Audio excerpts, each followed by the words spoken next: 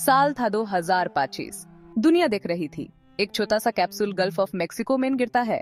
उसमें 2 एस्ट्रोनॉट्स थे, सुनीता विलियम्स और बैडी बुच विलमोर।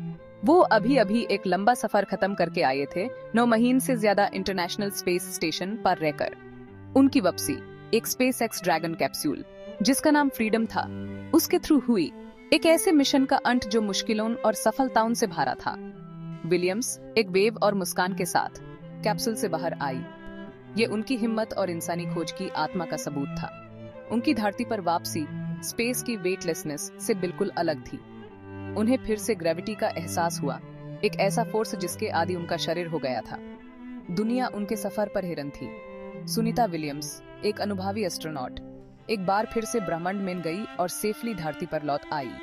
उनकी कहानी प्रेरणा का एक रोशनी है, इंसानी कोशिश की शक्ति और तारों के बीच हमारा इंतजार कर रहे अजूबों का सबूत। विलियम्स और विलमोर का सफर शुरू में बोइंग की स्टारलाइनर कैप्सूल के लिए एक छोटा टेस्ट मिशन था, लेकिन उनका सफर एक अनएक्सपेक्टेड टर्न ले गया। कुछ टेक्निकल खराबियां आ गई, जिससे उनकी वापसी खतरे में पड़ गई और उनका आईएसएस पर रहना ओरिजिनल शेड्यूल से काफी ज्यादा बढ़ गया। हीलियम लीक्स और खराब थ्रस्टर्स एक चिंता का विषय बन गए। एस्ट्रोनॉट्स ने अपनी सिचुएशन का सामना बेहद हिम्मत से किया। वो जानते थे कि उनकी ट्रेनिंग और धरती पर कई लोगों का सपोर्ट उन्हें इस मुश्किल से निकालेगा। सेटबैक्स के बावजूद उनका मोराले हाई रहा। उन्होंने आईएसएस पर अपना काम जारी रखा, साइंटिफिक रिसर्च में योगदान दिया और अपने यूनिक वेंटेज पॉइंट से हुमरे ग्रह की सुंदरता को निहारा।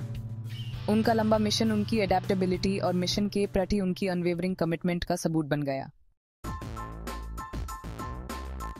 धरती पर वापस आने पर विलियम्स और विलमोर काफी मेडिकल टेस्ट से गुजारे। लंबा स्पेस ट्रैवल का इंसानी शरीर पर क्या असर होता है, ये सब डॉक्यूमेंटेड है। Bone density loss, muscle atrophy और कार्डियोवैस्कुलर फंक्शन में बदलाव, ये कुछ चैलेंजेस हैं जिनसे एस्ट्रोनॉट्स को गुजारना पड़ता है। लेकिन विलियम्स काफी अच्छी हेल्थ में दिख रही थी। उनकी फिजिकल रेजिलियंस साफ दिख रही थी, लेकिन उससे भी ज्यादा उनकी मेंटल फोर्टिट्यूड चमक रही थी।